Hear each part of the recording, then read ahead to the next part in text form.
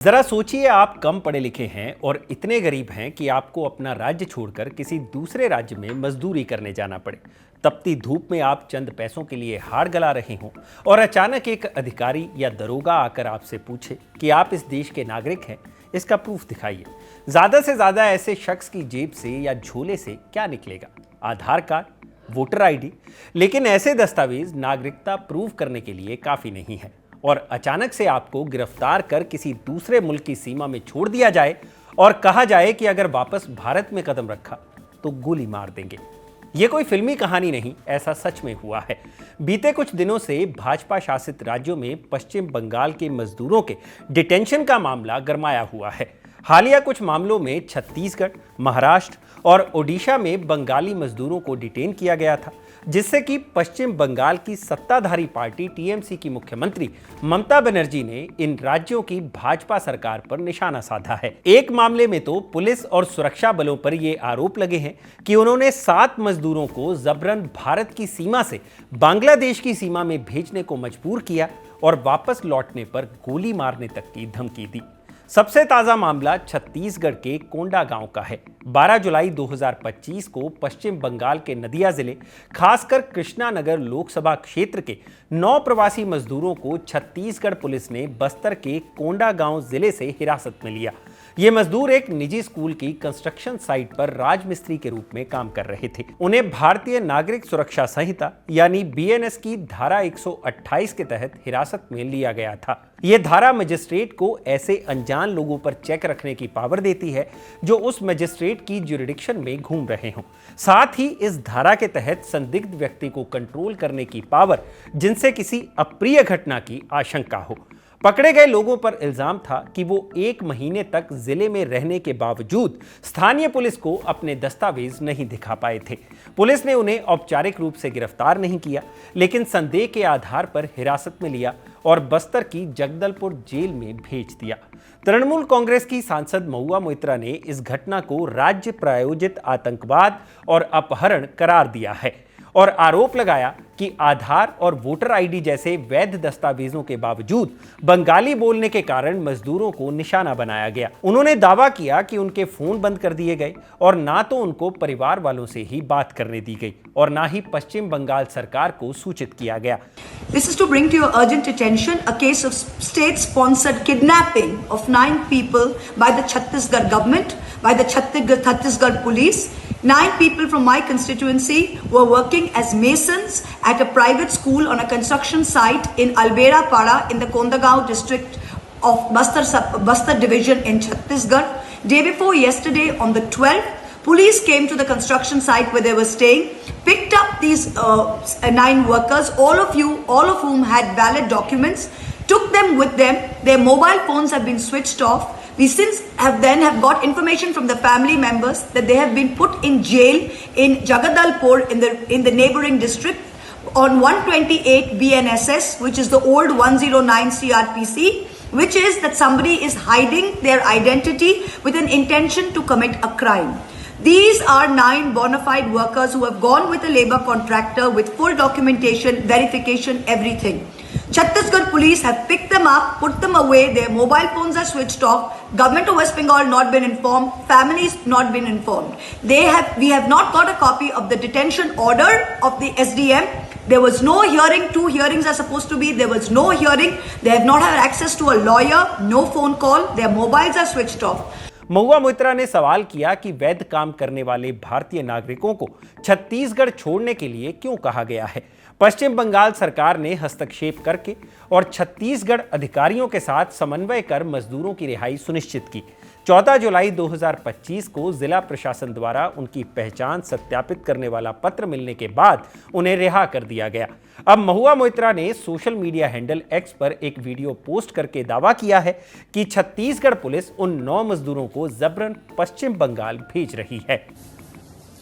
Hello, this is Mahua Moitra. Just to make everyone aware that the 9 workers from Chhattisgarh who were kidnapped by the Chhattisgarh police and put in jail have now been let free, and they have been pushed into buses, forcibly pushed by the Chhattisgarh police as we speak, to be forced to come back to Bengal. This is completely illegal. I don't know where the Chhattisgarh police is. I urge the Chhattisgarh DGP, are you aware of what your police is doing? They put them in illegal detention and we had no idea where they are, and now you have released them and you are shoving them into buses to put them into Bengal. They're not criminals. They have every right to be in whichever state they want to be.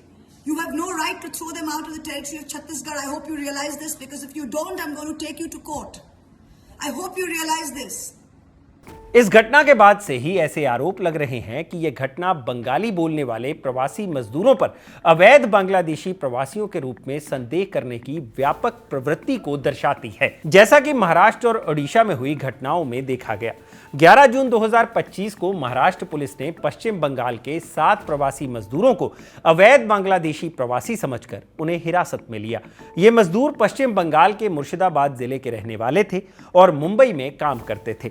हिरासत में लेने के बाद Maharashtra police ने उन्हें सीमा सुरक्षा बल यानी बीएसएफ को सौंप दिया और 14 जून 2025 को उन्हें सिलीगुड़ी के पास भारत बांग्लादेश सीमा पर भेज दिया गया। मजदूरों ने बताया कि बीएसएफ ने उन्हें 300 बांग्लादेशी टका दिए और वापस आने की कोशिश करने पर गोली मारने की भी धमकी दी। इस घटना से तब हंगामा मचा जब मजदूरों के परिवार और पश्चिम बंगाल प्रवासी कल्याण बोर्ड ने हस्तक्षेप किया और उनके भारतीय नागरिकता के दस्तावेज पेश किए। इसके बाद महाराष्ट्र पुलिस और बीएसएफ पर आरोप लगे कि दस्तावेज मिलने के बावजूद उन्होंने जांच नहीं की और मजदूरों को दूसरे देश की सीमा में निर्वासित कर दिया गया।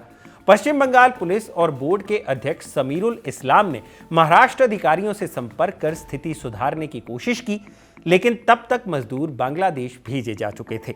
बीएसएफ और बांग्लादेश के बॉर्डर गार्ड बीजीबी की मदद से मजदूरों को 16 जून 2025 को भारत वापस लाया गया। पूर्वी बर्धमान के एक मजदूर मुस्तफा कमाल शेख ने आरोप लगाया कि पुलिस ने उनके साथ मारपीट की और साथ ही बांग्लादेशी होने का जबरन बयान लेने की भी कोशिश की, जबकि उनके पास सारे वैध दस्तावेज मौजूद थे। मजदूरों ने बताया कि उन्हें नाला सोपारा पुलिस स्टेशन में रखा गया, जहां उनके दस्तावेजों को नकली बताकर खारिज कर दिया गया। तीसरा मामला एक सप्ताह पहले का ही है। जुलाई 2025 में ओडिशा पुलिस ने झारसुगुड़ा और अन्य जिलों से सैकड़ों बंगाली बोलने वाले प्रवासी मजदूरों को अवैध बांग्लादेशी और रोहिंग्या प्रवासी होने के संदेह में हिरासत में लिया। 25 जून से शुरू हुई इस कार्रवाई में निर्माण, खनन और अन्य काम करने वाले 444 मजदूरों को 9 जुलाई तक पहचान सत्यापन के लिए पकड़ा गया। पुलिस ने जन्म प्रमाण पत्र और जरूरी दस्तावेज मांगे, जिनमें से कई दस्तावेज वो नहीं दिखा सके। मजदूरों ने आरोप लगाया कि ओडिशा पुलिस ने उन्हें कई दिनों तक हिरासत में रखा। उन्हें ऐसी जगहों पर रखा गया जहां रहना बहुत मुश्किल था और बमुश्किल उन्हें जैसा तैसा खाना दिया गया। उन्होंने आरोप लगाए कि पुलिस ने उनके साथ मारपीट की और 1971 से पहले के भी दस्तावेज मांगे। पश्चिम बंगाल की सत्तारूढ़ पार्टी टीएमसी ने भाजपा शासित ओडिशा सरकार पर भेदभावपूर्ण उत्पीड़न और गैर कानूनी हिरासत का आरोप लगाया। दावा किया कि आधार, वोटर आईडी और राशन कार्ड जैसे वैध दस्तावेजों वाले मजदूरों को बंगाली बोलने के कारण निशाना बनाया गया। टीएमसी सांसद महुआ मोइत्रा ने नदिया जिले के 23 मजदूरों का जिक्र किया, जिन्हें दस्तावेज होने के बावजूद हिरासत में लिया गया और उन पर कानूनी कार्रवाई की धमकी दी। पश्चिम बंगाल के मुख्य सचिव मनोज पंत ने 3 जुलाई को ओडिशा के मुख्य सचिव को पत्र लिखकर उत्पीड़न रोकने और वैध दस्तावेजों को नजरअंदाज करने की बात कही। टीएमसी सांसद समीरुल इस्लाम की अध्यक्षता वाले पश्चिम बंगाल प्रवासी कल्याण बोर्ड ने रिहाई के लिए जरूरी दस्तावेज भी उपलब्ध कराए। ओडिशा पुलिस ने कहा कि 22 अप्रैल 2025 के पहलगाम आतंकी हमले के बाद राष्ट्रीय सुरक्षा के लिए यह सत्यापन अभियान चलाया गया था, जो कि एक रूटीन एक्सरसाइज थी। उन्होंने कहा कि हिरासत में लिए गए लोगों को पर्याप्त खाना, पानी और साफ सुथरी सुविधाएं दी गई और वैध दस्तावेज वाले 277 मजदूरों को 11 जुलाई तक रिहा कर दिया गया। लेकिन 44 मजदूर हिरासत में रहे क्योंकि उनके पास पूरे दस्तावेज नहीं थे। उधर कलकत्ता उच्च न्यायालय ने मजदूरों के परिवारों जैसे मुर्शिदाबाद के राखिबुल इस्लाम मोंडल और सैनूर इस्लाम की याचिकाओं पर सुनवाई की और हिरासत के आधार पर सवाल उठाए। साथ ही पश्चिम बंगाल के मुख्य सचिव को ओडिशा के साथ समन्वय करने का निर्देश दिया। कोर्ट ने कहा कि 24 घंटे के भीतर मजिस्ट्रेट के सामने पेश किए बिना हिरासत में रखना संवैधानिक अधिकारों का उल्लंघन है। ऐसे मामले भी सामने आए जिसमें रिहा हुए मजदूरों को हर हफ्ते थाने जाकर हाजिरी देनी पड़ती है, जिससे पश्चिम बंगाल के अन्य मजदूरों के अंदर एक डर फैला, जिसके कारण कई मजदूर अलग अलग राज्यों से पश्चिम बंगाल वापस लौटने लगे। इसी महीने दिल्ली के वसंत कुंज इलाके के जय हिंद कॉलोनी में बंगाली भाषी प्रवासी मजदूरों, जिनमें ज्यादातर मुस्लिम थे, उनकी बिजली और पानी की आपूर्ति काटने का भी मामला सामने आया था। पश्चिम बंगाल की मुख्यमंत्री ममता बनर्जी और टीएमसी ने आरोप लगाया कि बीजेपी शासित प्रशासन ने इन मजदूरों को बांग्लादेशी घुसपैठिए समझकर निशाना बनाया। ममता बनर्जी ने कहा कि हम बिल्कुल भी चुप नहीं रहेंगे अगर बंगाल के लोगों को उनके ही देश में घुसपैठियों की तरह ट्रीट किया जाएगा। इस मामले पर खबरगांव ने मानवाधिकार कार्यकर्ता और association for protection of democratic rights के महासचिव रंजीत सुर से बात की। उन्होंने कहा कि भाजपा सरकार जानबूझकर पश्चिम बंगाल के मुसलमानों को प्रताड़ित कर रही है। साथ ही उन्होंने तृणमूल कांग्रेस और ममता बनर्जी पर यह आरोप लगाए कि बिना स्थानीय पुलिस की मिलीभगत के बीएसएफ बंगाली नागरिकों को बांग्लादेश की सीमा में नहीं भेज सकती। ये जो विभिन्न राज्यों में जो बंगाली मुस्लिम लोगों को जो मैंने परियायी श्रमिक जिसको बोलते हैं, जो इसको जो डिटेंशन हो रहा है, उसको जो मारपीट हो रहा है, उसको जो हैरेसमेंट हो रहा है और जो पुशबैक हो रहा है towards Bangladesh and this revision of voter list, ये तीनों एक पैकेज है। ये तीनों एक पैकेज का 3 हिस्सा है। आरएसएस बीजेपी का जो हिंदू राष्ट्र बनाने का जो प्लानिंग है, ये तीनों एक इस हिंदू राष्ट्र बनाने का जो प्लानिंग उसका हिस्सा है।